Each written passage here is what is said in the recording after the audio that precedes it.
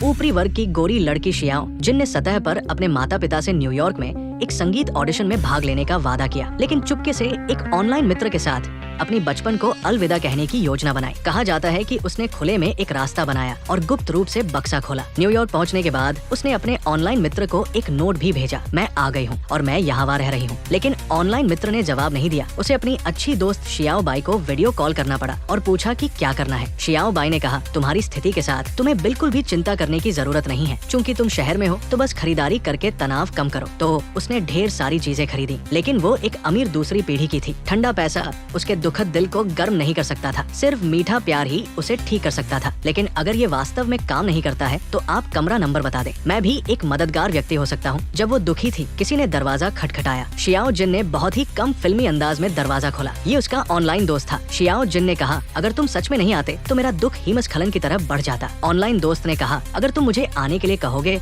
तो कौन नहीं आएगा? कौन ऐसा व्यक्ति है जो नहीं आएगा? चिंता मत करो, चाहे अतीत में हो या भविष्य में, मैं शियाओ जिन को मुश और आनंदित महसूस कराऊंगा। पहले ऑनलाइन चैट सिर्फ मजेदार थी, अब जब वे मिलते हैं तो उन्हें टीम बनाना होगा। बेशक हम बाल धोने की बात कर रहे हैं। फिर शियाओ जिन की लंबी दूरी की भोजन यात्रा के लिए एक सही विराम चिन्ह खींचा गया। काम खत्म होने के बाद शियाओ जिन ने कहा, मुझे लगता है कि तुम ऑनलाइन से अलग हो। ऑनलाइन दोस्त ने कहा, लोग बहुआयामी होते हैं, है ना? शियाओ जिन को अभी भी कुछ गलत लगा, लेकिन उसका सिर घूम गया और वो बिस्तर पर गिर गई। जब वो फिर से जागी तो उसने देखा कि कमरे में उसकी सभी सोने और चांदी की चीजें ऑनलाइन दोस्त द्वारा ले ली गई थी। सौभाग्य से इस लग्जरी होटल में एक तिजोरी थी। उसने अपना बैग उसमें रख दिया। अभी भी उसके पास कुछ गुप्त पैसा था, लेकिन उसने अनजाने में बैग में एक पत्र देखा। ये अजी के माता पिता का तलाक का पत्र था, लेकिन उसकी तत्काल प्राथमिकता ऑनलाइन दोस्त का मामला था। उसने चैट रिकॉर्ड खंगाले और ऑनलाइन दोस्त द्वारा बताए गए पिछले पते को पाया। उसने सोचा कि यदि पता सही है तो वो सब कुछ स्पष्ट रूप से पूछेगी। वो अपने बचपन को इतनी भ्रमित स्थिति में अलविदा नहीं कह सकती थी। लेकिन दरवाजा एक चश्मे वाले आदमी ने खोला और वो अनायास ही शियाओ जिन को बोल पड़ा। शियाओ जिन ने पूछा, तुम कौन हो? चश्मे वाले आदमी ने कहा कि वो वास्तव में वही था जो शियाओ जिन से चैट कर रहा था। शियाओ जिन कमरे में गई और उसे एक जबरदस्त थप्पड़ मारा और पाया कि ये आदमी एक विकृत था। न केवल कमरे में उसकी तस्वीरें चिपकी हुई थी, बल्कि कंप्यूटर में उसके घर का वीडियो भी था। पता चला कि उसने शियाओ जिन के घर के कैमरे को भी हैक कर लिया था। इस बार उसे बाहर बुलाने के बाद उसे खुद पर विश्वास नहीं था, तो उसने अपने रूममेट शियाओ शुआई को मिलने के लिए कहा और शियाओ जिन को धोखे से रिकॉर्ड किया ताकि उसकी अनबॉक्सिंग वीडियो को स्थायी स्मृति के रूप में रखा जा सके। इससे शियाओ जिन बहुत गुस्से में थी, लेकिन इस समय उसे अपनी बहन शियाओ ही का फोन आया, जिसने उससे घर के पासवर्ड के बारे में पूछा। शियाओ जिन ने देखा कि घर अब एक नाइट क्लब बन गया था। जैसे ही उसने ये कहा, उसका रूममेट शियाओ शुआई वापस आ गया। शियाओ जिन ने चुपके से हमला किया और उसे बेहोश कर दिया। उसने वास्तव में वो वीडियो पाया जिसे उसने रिकॉर्ड किया था जब उसे धोखे से बेहोश किया गया था। यदि वो इसे ऑनलाइन पोस्ट कर देती तो ये बहुत लोकप्रिय हो जाता। वीडियो हटाने के बाद उसने देखा कि ऑडिशन का समय फिर से आ गया था। वो जल्दी से गई, लेकिन फिर भी बहुत देर हो चुकी थी। उसकी भोजन वितरण यात्रा को धोखा दिया गया और रिकॉर्ड किया गया और उसका महत्वपूर्ण ऑडिशन देर से हुआ और उसे मौठा नहीं मिला। वापस जाने के बाद उसने उन दोनों को फिर से पीटा, लेकिन इससे भी उसे संतुष्टि नहीं मिली। वो शियाओ शुआई का वीडियो रिकॉर्ड करना चाहती थी, लेकिन लापरवाही से उसे शियाओ शुआई ने बेहोश कर दिया, जो भाग निकला था। वो निश्चित रूप से शियाओ शुआई को नहीं हरा सकती थी, लेकिन एक महत्वपूर्ण क्षण में चश्मे वाले आदमी ने शियाओ शुआई को पकड़ लिया और शियाओ जिन से प्यार का इजहार किया। मैं तुमसे सच्चा प्यार करता हूँ। शियाओ जिन जल्दी से भागने लगी। शियाओ शुआई ने कुछ कदमों में उसे पकड़ लिया। इस समय वो एक सहपाठी से मिली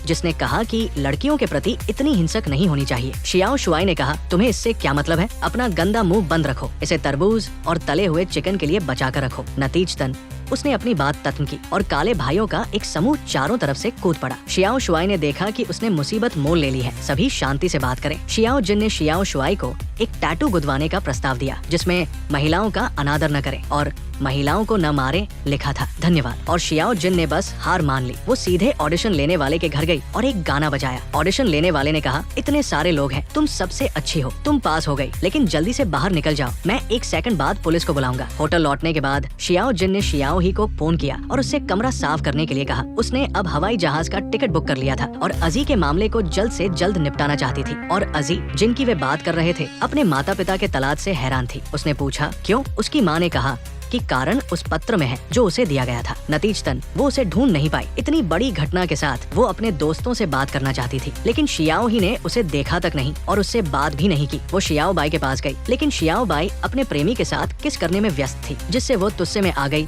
और उसने ढेर सारे चिप्स बिखेर दिए। भाड़ में जाओ। उसे आधी रात को घूमने का मन हुआ, लेकिन उसे हटा दिया गया और उसका बैग छीन लिया गया। सौभाग्य से एक रानी अचानक दिखाई दी और उसे बचा लिया, उसे घर ले गई, उसे नहाने के लिए कहा और उसे नए कपड़े दिए। अजी बहुत प्रभावित हुई। उसने सोचा इस दुनिया में अभी भी बहुत अच्छे लोग हैं। नतीजतन वो नहाने के बाद बाहर आई और रानी को उसका बैग ढूंढते हुए देखा। अजी ने पूछा, तुम क्या कर रही हो? रानी ने कहा, चिप्स कहाँ है? अजी ने कहा, तुम कौन सा स्वाद चाहते हो? मैं तुम्हें जरी दूंगी। रानी ने कहा, हीरे कहाँ है? वो उत्तेजित हो गई और उसने बंदूक निकाल ली। अजी जल्दी से कमरे में छिप गई। रानी भी लापरवाह थी। नतीजतन अजी ने उसे सिर पर मारा और वो बेहोश हो गई। अजी ऐसे ही भाग निकली और वो मूर्ख नहीं थी। कुछ टुकड़ों के माध्यम से वो उस जगह पर लौट आई जहाँ उसका बैग छीन लिया गया था और वो चिप्स का पैकेट मिला। उसमें वास्तव में हीरे थे। अगले दिन वो अपनी माँ के पास गई और कहा कि उसे पत्र नहीं मिला और उसने उससे आमने सामने पूछा कि वे तलाक क्यों ले रहे हैं। उसकी माँ ने कहा कि इतने सालों से वो बहुत दर्द में थी। अगर तुम नहीं होती तो मैं बहुत पहले तलाक ले चुकी होती। अब जब तुम बड़ी हो गई हो तो मैं अपनी चुशी की तलाश में जा रही हूँ। अजी ने कहा, मेरे लिए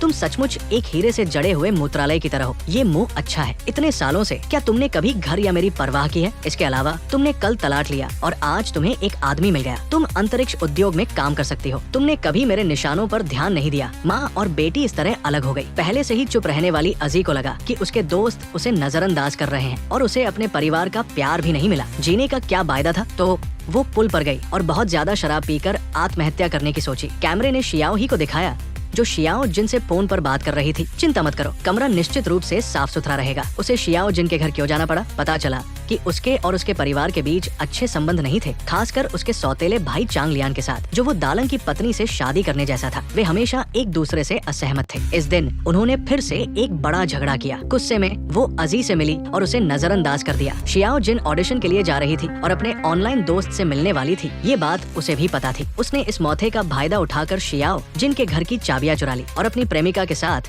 वहाँ घूमने गई, इस स्वर्ग जैसे स्थान में आराम करने के लिए। उसकी प्रेमिका उसकी बहादुरी, सावधानी और अच्छे कौशल से मोहित थी। वे कमरे में जीवन की सिम्फनी बजाते थे। नतीजतन वो जाग गई और उसकी प्रेमिका वास्तव में उसके भाई चांग लियान को ले आई। उसने कहा कि वो अपने पारिवारिक संबंधों को सुधारने में मदद करना चाहती है और उसका भाई भी आया था क्योंकि उसके माता पिता ने उसे अपनी बहन से माफी मांगने के लिए कहा था। उसे अनिच्छा से आना पड़ा, इसलिए उसका रवैया अच्छा नहीं था। शियाओ ही निश्चित रूप से असंतुष्ट थी। क्या तुम माफी मांग रहे हो? ये पहली बार है जब मैंने इतना अच्छा मुंह देखा है। दोनों बिना किसी बहस के फिर से झगड़ने लगे। नतीजतन उन्होंने अनजाने में एक तंत्र को छुआ और पाया कि कमरे में एक गुप्त कमरा था। तीनों अंदर गए और तलाश करने लगे। नतीजतन चांग लियान ने मौके का वायदा उठाकर रिमोट कंट्रोल लिया और उन दोनों को अंदर बंद कर दिया। अंदर से बाहर निकलने के लिए एक पासवर्ड की जरूरत थी, लेकिन शियाओ ही ने चाबियां चुराई थी और वो शियाओ जिनसे संपर्क करने की हिम्मत नहीं कर रही थी। चांग लियान को ज्यादा परवाह नहीं थी। उसने दोस्तों के एक बड़े समूह को पार्टी करने के लिए बुलाया। शियाओ ही ने नीचे देखा और उसे पता चला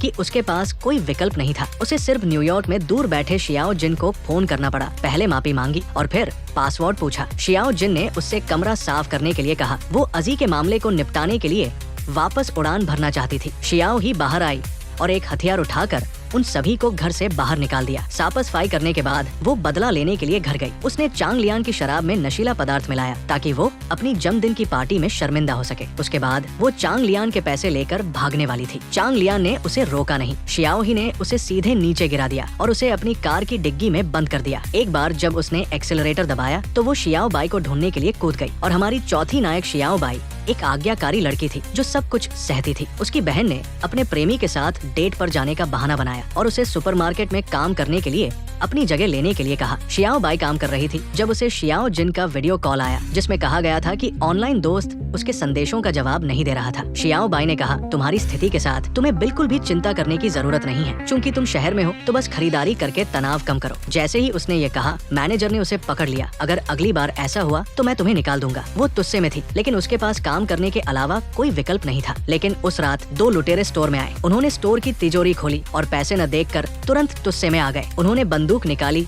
और मैनेजर से पूछा, पैसा कहाँ है? मैनेजर का चेहरा काला पड़ गया। क्या तुमने मुझे बेनठाप कर दिया है? उसने कहा, शियाओ जी के अंडे सहने से तुम मेरी माँ बन जाओगे। क्या मैंने तुम्हें बेनछाप किया है या तुमने पैसे खो दिए हैं? वो सीधे कैशियर के पास भागा और नकद ले लिया। मैनेजर ने देखा कि वो बेईमान है तो उसने चुपके से एक चिप्स के डिब्बे में हीरे छिपा दिए। ठीक उसी समय अजी स्टोर में आई और शियाओ बाई से बात करना चाहती थी। शियाओ बाई ने इतना संकेत दिया कि उसकी आंखें लगभग बाहर निकल गई। उसने कहा कि वो व्यस्त थी और सीधे लुटेरे को चूम लिया। अजी भी थुस्से में आ गई। उसने चिप्स का ढेर फेंक दिया। जब वो चली गई तो लुटेरों के नेता क्वीन ने कहा, अगर पैसे नहीं तो हीरे दे दो। मैनेजर ने कहा, अगर तुम 2 मिनट पहले आए होते तो मैं तुम्हें बता देता कि क्या हुआ था। क्वीन ने कहा, क्या हीरे चिप्स में है? तुमने उसे तब क्यों नहीं रोका? तो वो अजी को ढूंढने गई और उसे बदमाशों के एक समूह से बचाया। और कुछ समय बाद पुलिस स्टोर में आई। मैनेजर की नजर में ये दुकानदार स्वाभाविक रूप से कुछ भी नहीं बोले। सिर्फ स्टोर मैनेजर को कुछ भी नहीं पता था। वो अभी भी खुश था। सौभाग्य से आज मैंने पैसे घर ले लिए। अगले दिन शियाओ बाई की बहन ने कहा कि उसे अभी भी अपने प्रेमी के साथ डेट पर जाना था और शियाओ बाई को काम पर जाना जारी रखने के लिए कहा। स्टोर पर पहुंचने के बाद मैनेजर हीरे की तलाश में जमीन पर बैठा था। क्वीन खुद मैनेजर से पूछने आई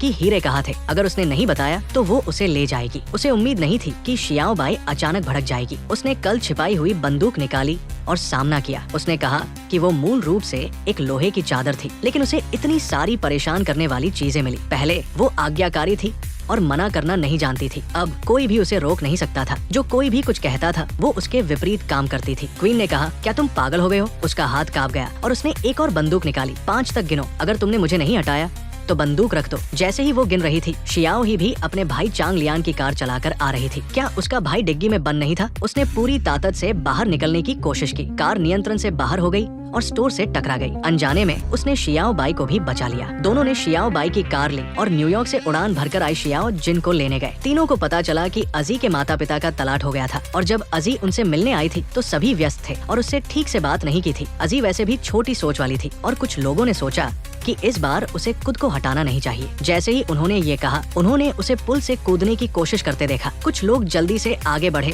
और अजी को बचाया। इतनी भागदौड़ के बाद उनके पास समझाने का समय था कि क्या हुआ था। जैसा कि कहा जाता है, प्यार को सही होने की जरूरत नहीं है, बस मौजूद रहने की जरूरत है। बातें साफ होने के बाद अजी ने आत्महत्या का विचार छोड़ दिया और उसके पास अब हीरे और पैसे थे। अजी ने अपने पिता के लिए कुछ हीरे छोड़ दिए और बाकी लेकर अपने कुछ दोस्तों के साथ छुट्टी पर विदेश चली गई। हालांकि ये फिल्म कोई स्टार नहीं थी, लेकिन इसमें बहुत सारे बेहतरीन क्षण थे। शियाओ जिन का शरीर और सुंदरता बहुत जबरदस्त थी, एक देवी जैसी। अन्य तीनों भी बहुत अच्छी थी। कुल मिलाकर ये बहुत आकर्षक थी। और मैंने कहा कि उन्होंने अनुक्रम को गड़बड़ कर दिया और कथानक के कुछ हिस्सों को हटा दिया। मूल फिल्म में 4 कहानियां आपस में गुंथी हुई थी। संबंधित कथानक एक छोटे से गियर की तरह थे जो ग्रहों की तरह पूरी तरह से काम कर रहे थे। कहानी को समान क्रिस्टल में पीस रहे थे जो अद्वितीय व्यवस्था और संरेखन की सुंदरता से चमक रहे थे। यही मल्टीलाइन कथा संरचना का आकर्षण है। जो भाई इसमें दिलचस्पी रखते हैं वे मूल फिल्म देख सकते हैं। ये वास्तव में दिलचस्प है। हाईलाइट निर्देशांक दिए गए हैं। भाई अपनी जरूरत के हिसाब से ले ले। अगर आपको लगता है कि शांजी ने जो कहा वो ठीक था तो कृपया कुछ सिफारिशें और लाइक दे। देखने के लिए धन्यवाद।